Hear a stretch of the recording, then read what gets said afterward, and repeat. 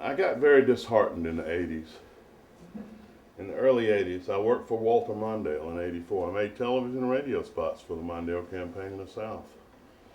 But I was very disheartened when Ronald Reagan took a third of the Democratic Party over to his side and convinced them to vote against their own economic interest to become Republicans.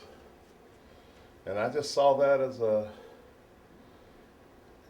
I didn't quit caring about it, but I really got discouraged. As far as I was concerned, I felt like I wanted to focus on the arts and film and my work as an actor. But as time goes on, now I've spent 25 years in the theater and in television, producing and having a film company and producing commercials and being in commercials and acting in the theater and cinema and television. And having done that, now I'm back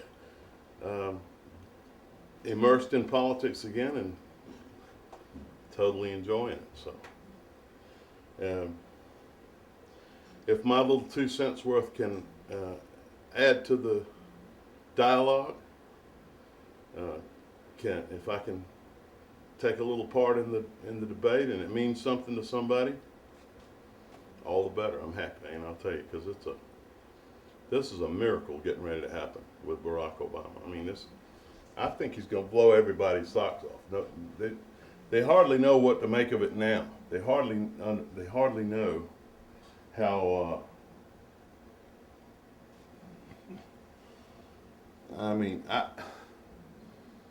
we've never seen anything like this.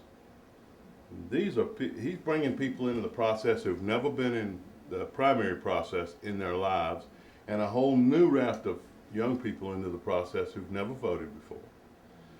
And they are passionately committed to him and to his ideals. And the funny thing about it is he's not out there hacking around a bunch of litmus test issues for special interests, and this group wants that. He's only talking about the dream coming true for all of us. He's talking about a way to restructure our government so that it's responsive to the people that it's supposed to represent, that is the government, instead of being responsive to corporate interest and people people in corporations who do not represent the majority of the American public. You know, our actions speak pretty loudly in this world. What America does is held up for intense scrutiny around the world. So it makes a difference how we present ourselves in the world community, how we cooperate with other nations, how we impose our military will on the Middle East or this process or that process. I'll tell you, the guy who's doing it right is Jimmy Carter. You know, he's devoted his life now to supervising and helping fledgling democracies become real democracies by having fair elections. I mean, that's the big problem in the world today. Just living in Brazil, I mean, they're sweet people, they're wonderful people, and they have a very social, they have a sense of responsibility for each other. Of course they have universal health care. Everybody kind of looks at it. They don't have old people's homes. Old people live in the homes with their children and grandchildren, and they all take care of each other. There's not a system like there is here. But on the other hand, it's exceedingly corrupt and very difficult to change that. In terms of politics, it's definitely a third world country.